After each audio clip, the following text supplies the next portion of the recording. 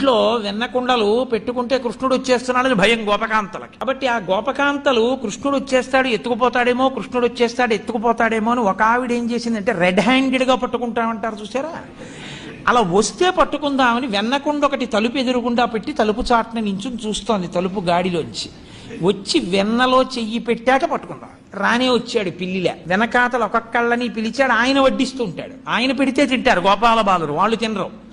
ఒక్కొక్కళ్ళని పిలిచాడు, ఇలా వెన్న తీస్తున్నాడు, వాళ్ళ చేతిలో పెడుతున్నాడు, వాళ్ళు చక్కగా వెన్న తింటున్నారు, ఒక్కొక్కళ్ళు వెళ్ళిపోతున్నారు. అందరూ అయిపోయారా అని అడిగాడు మెల్లిగా.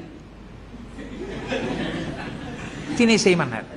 ఆయన ఇలా చేయి పెట్టి తీసుకుందామని ఇలా తీస్తున్నాడు.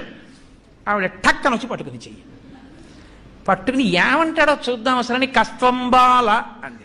ఎవరబ్బాయి నువ్వు అంది. ఏమనాలి ఆయన? కృష్ణుడు అనాలి. ఆయన మనిషి బలానుజ బలరాముడి తమ్ముడు అన్నాడు.